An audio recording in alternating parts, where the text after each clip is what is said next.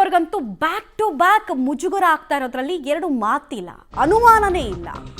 ಈ B R Patil ಅವರ episode ಮುಗಿಯೋಷ್ಟೊತ್ತಿಗೆನೆ H K Patil ಅವರ ಪತ್ರ ಈಗ ಬಹಳ ಮುಜುಗರವನ್ನು ಉಂಟು ಮಾಡ್ತಾ ಇದೆ. ಅದು ಕೂಡ ಕಾಂಗ್ರೆಸ್ನ ಮೋಸ್ಟ್ ಸೀನಿಯರ್ ಲೀಡರ್ ಸಿಎಂಗೆ ಪತ್ರ ಬರೆದಿದ್ದಕ್ಕೆ ಎಚ್ ಕೆ ಪಾಟೀಲ್ ಅವರು ಕೂಡ ಕಾನೂನು ಸಚಿವರು ಪ್ರತಿಕ್ರಿಯೆಯನ್ನು ಕೊಟ್ಟಿದ್ದಾರೆ. ನಮ್ಮ ಸರ್ಕಾರಕ್ಕೆ ಒಳ್ಳೆ ಹೆಸರು ಬರಲಿ ಅನ್ನೋ ಕಾರಣಕ್ಕೆ ಪತ್ರ ಬರೆದಿದ್ದೀನಿ, ನಾನು ರಾಜ್ಯದ ಜನರ ಹಿತದೃಷ್ಟಿಯನ್ನ ಗಮನದಲ್ಲಿ ಇಟ್ಕೊಂಡೇ ಪತ್ರವನ್ನು ಬರೆದಿದ್ದೀನಿ. ಸಿಎಂಗೆ ಈಗಾಗಲೇ ಪತ್ರವನ್ನು ನಾನು ತೋರಿಸಿದ್ದೀನಿ. ನಾನು ಬರೆದ ಪತ್ರ ಸಿಎಂ ಗಂಭೀರವಾಗಿ ತೆಗೆದುಕೊಳ್ತಾರೆ ಅಂತ ಅಂತಿದ್ದಾರೆ. ಎಚ್ ಕೆ ಪಾಟೀಲ್ ಅವರು ರಾಯಚೂರಿನಲ್ಲಿ ರಿಯಾಕ್ಷನ್ ಕೊಟ್ಟಿದ್ದಾರೆ. ಉದ್ದೇಶ ಪತ್ರ ನೀವು ನೋಡಿದ್ರಿ, ನೀವು ಅದರಿಂದ ಉದ್ದೇಶ ನಿಮಗೇನು ಅರ್ಥ ಆಗಲಿಲ್ವಾ? ನಾನು ಏನು ಮಾಡಬೇಕು ಅನ್ನೋದನ್ನು ಸಹಿತ ಮಾನ್ಯ ಮುಖ್ಯಮಂತ್ರಿಗಳ ಗಮನಕ್ಕೆ ತಂದಿದ್ದೀನಿ. ಅದರ ಮೂಲಕ ರಾಜ್ಯದ ಸೇವೆ ಆಗಬೇಕು, ನಮ್ಮ ಸರ್ಕಾರಕ್ಕೆ ಒಳ್ಳೆಯ ಹೆಸರು ಬರಬೇಕು. ಆ ಕಾರಣಕ್ಕಾಗಿ ಆ ಪತ್ರ ಬರೆದಿದೆ. ಆ ಪತ್ರ ರಾಜಕೀಯ ಪತ್ರವಲ್ಲ, ಆ ಪತ್ರ ರಾಜ್ಯದ ಹಿತದೃಷ್ಟಿಯಿಂದ, ನಮ್ಮ ಜನರ ಹಿತದೃಷ್ಟಿಯಿಂದ ಬರೆದಿರ್ತಕ್ಕಂಥ ಪತ್ರ. ಆ ಪತ್ರದಂತೆ ಮಾನ್ಯ ಮುಖ್ಯಮಂತ್ರಿಗಳಿಗೆ ನಾನು ಆ ಪತ್ರ ಈಗಾಗಲೇ ತೋರಿಸಿದ್ದೇನೆ. ಅವರು ಆ ವಿಷಯವನ್ನೇ ಗಂಭೀರವಾಗಿ ತೆಗೆದುಕೊಂಡಿದ್ದಾರೆ. ಎಲ್ಲೋ ಒಂದು ಕಡೆ ಅಕ್ರಮ ದಾಖಲೆಗಳು ಏನಾದರೂ ನಾಶ ಆಗ್ತಾ ಇದೆ ಅನ್ನೋ ಅನುಮಾನ ಆಗಬಾರ್ದು ಅನ್ನುವಂಥ ಉದ್ದೇಶದಿಂದನೇ ನಾನು ಆ ಎಚ್ಚರಿಕೆ ಮಾತನ್ನು ಆಡಳಿತಕ್ಕೆ, ಇಲಾಖೆಯವರಿಗೆ ಕೊಟ್ಟಿದ್ದೇನೆ. ನಾವು 15 ವರ್ಷದಿಂದ ಪಾದಯಾತ್ರೆ ಮಾಡಿದ್ವಿ. ಅದು ಇಷ್ಟು ವರ್ಷ ಆದಮೇಲೂ ನಾವು ಮತ್ತು 2013ರಿಂದ 18ರೊಳಗೆ ಕ್ಯಾಬಿನೆಟ್ ಸಬ್ ಕಮಿಟಿ ಮಾಡಿದರು ಮಾನ್ಯ ಸಿದ್ದರಾಮಯ್ಯನವರು.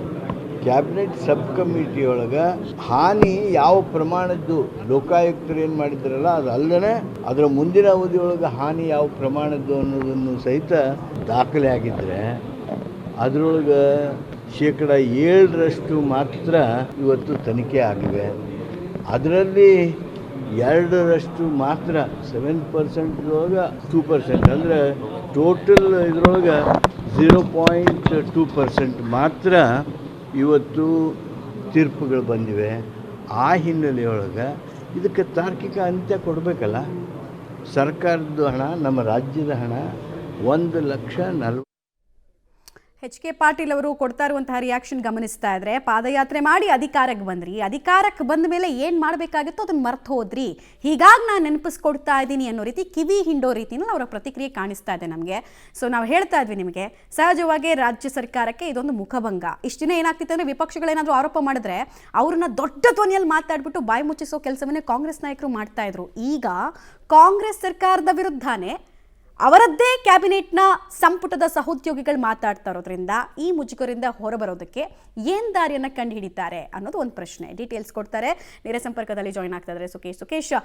ಇಷ್ಟು ದಿನ ವಿಪಕ್ಷಗಳು ಆರೋಪ ಮಾಡ್ತಾ ಇದ್ದಾಗ ದೊಡ್ಡ ಧ್ವನಿಯಲ್ಲಿ ಕಾಂಗ್ರೆಸ್ ನಾಯಕರು ಮಾತಾಡಿ, ವೀರಾವೇಶದಿಂದ ಮಾತಾಡಿ ಅವರನ್ನ ಬಾಯಿ ಮುಚ್ಚಿಸ್ತಾ ಇದ್ರು. ಈಗ ನೋಡಿದ್ರೆ ಕಾಂಗ್ರೆಸ್ ಸಚಿವರೇ ತಾವು ಬರೆದಿರುವಂತಹ ಪತ್ರ ಹಾಗೂ ಅದರ ಉದ್ದೇಶದ ಬಗ್ಗೆ ಬಹಿರಂಗವಾಗಿ ಹೇಳೋದ್ರ ಮೂಲಕ ಏನನ್ನು ಹೇಳೋದಕ್ಕೆ ಹೊರಟಿದ್ದಾರೆ?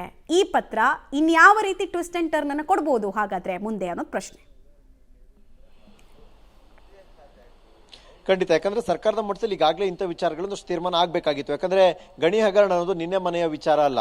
ಅದಕ್ಕೆ ಸುಮಾರು 1-1.5 ದಶಕಗಳ ಇತಿಹಾಸ ಇದೆ. ಸುಮಾರು 12 ವರ್ಷಗಳ ಹಿಂದೆಯೇ ಕೂಡ ಈ ವಿಚಾರವಾಗಿ ಕಾಂಗ್ರೆಸ್ ಪಾದಯಾತ್ರೆಯನ್ನು ಮಾಡಿದೆ. ಆಮೇಲೆ ಸರ್ಕಾರ 2 ಬಾರಿ ಫುಲ್ ಪ್ಲೆಡ್ಜ್ ಆಗಿ ಅಧಿಕಾರಕ್ಕೆ ಬಂದಿದೆ.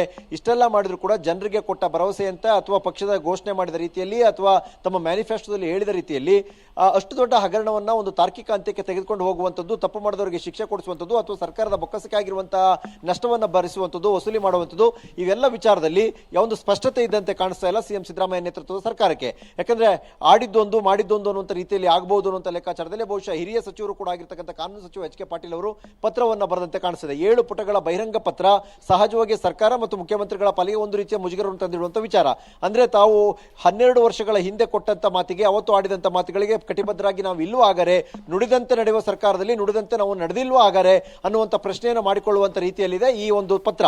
ಹಾಗಾಗಿ ಈ ಪತ್ರಕ್ಕೆ ಸಂಬಂಧಪಟ್ಟಂತೆ ಬಹುಶಃ ಮುಂದಿನ ದಿನಗಳ ಏನಾದರೂ ಕ್ರಮವನ್ನು ಕೈಗೊಳ್ಳಲಿಕ್ಕೆ ಮುಂದಾಗ್ತಾರೆ. ಅಂದ್ರೆ ಪತ್ರ ಬರೆದ ರೀತಿಯಲ್ಲೇ ಏನೆಲ್ಲ ಲೋಪದೋಷಗಳಾಗಿದ್ದಾವೆ, ಗಣಿ ಹಗರಣದ ತನಿಖೆಗೆ ಸಂಬಂಧಪಟ್ಟಂತೆ ಅಥವಾ ತಾರ್ಕಿಕ ಅಂತ್ಯಕ್ಕೆ ತೆಗೆದುಕೊಂಡು ಹೋಗಲಿ ಇದ್ದಂಥ ಅಡೆತಡೆಗಳೇನು, ಸರ್ಕಾರ ಕೈಗೊಳ್ಳಬೇಕಾದ ಕ್ರಮಗಳೇನು, ಇದೆಲ್ಲದರ ಬಗ್ಗೆಯೂ ಕೂಡ ಮುಂದಿನ ದಿನಗಳಲ್ಲಿ ಸರ್ಕಾರ ಗಂಭೀರವಾಗಿ ಪರಿಗಣಿಸಿದರೆ ಬಹುಶಃ ಪತ್ರಕ್ಕೆ ಸಾಕಷ್ಟು ಮಾನ್ಯತೆ ಕೂಡ ಸಿಕ್ಕಂತೆ ಆಗುತ್ತೆ, ಸಾಕಷ್ಟು ಮಹತ್ವವನ್ನು ಕೂಡ ಪಡೆದುಕೊಳ್ಳುತ್ತೆ. ಆದರೆ ಎಷ್ಟರ ಮಟ್ಟಿಗೆ ಇದನ್ನ ಗಂಭೀರವಾಗಿ ಪರಿಗಣಿಸ್ತಾರೆ ಮುಖ್ಯಮಂತ್ರಿಗಳು ಅನ್ನೋದ್ರ ಮೇಲೆ ಮುಂದಿನ ಎಲ್ಲಾ ಬೆಳವಣಿಗೆಗಳು ತೀರ್ಮಾನ ಆಗುವಂತ ಸಾಧ್ಯತೆ ಇದೆ ಮಮತಾ. ರೈಟ್, ಧನ್ಯವಾದ ಸುಖೇಶ್ ತಮ್ಮೆಲ್ಲ ಮಾಹಿತಿಗಾಗಿ. ಒಟ್ಟಿನಲ್ಲಿ ಅವರ ಸಿದ್ದರಾಮಯ್ಯ ಅವರ ಪೊಲಿಟಿಕಲ್ ರೆಸ್ಯೂಮ್ ಇದೆಯಲ್ಲ, ಆ ಪೊಲಿಟಿಕಲ್ ರೆಸ್ಯೂಮ್ನಲ್ಲಿ ಪಾದಯಾತ್ರೆಗೆ ಭಾಳ ದೊಡ್ಡ ಹೆಸರು. ಇವತ್ತು ಅವ್ರು ಹೇಳ್ಕೊಳ್ತಾರೆ ನಾನು ಪಾದಯಾತ್ರೆ ಮಾಡಿದೆ ಅಂತ. ಪಾದಯಾತ್ರೆ ಮಾಡಿ ಅಧಿಕಾರಕ್ಕೆ ಬಂದ ಮೇಲೆ ನೀವು ಏನನ್ನು ಮಾಡಬೇಕಾಗಿತ್ತು ಅದನ್ನು ಮರ್ತೋದ್ರಿ ಅಂತ ಈಗ ಅವರದ್ದೇ ಸಂಪುಟದ ಸಹೋದ್ಯೋಗಿ ಒಬ್ಬರು ಕಿವಿ ಹಿಂಡಿ ಹೇಳ್ತಾರೆ ಅಂದರೆ ಇದಕ್ಕಿಂತ ಇನ್ಯಾವ ದೊಡ್ಡ ಮುಜುಗರದ ಬಗ್ಗೆ ನಾವು ಮಾತಾಡ್ಬೋದು?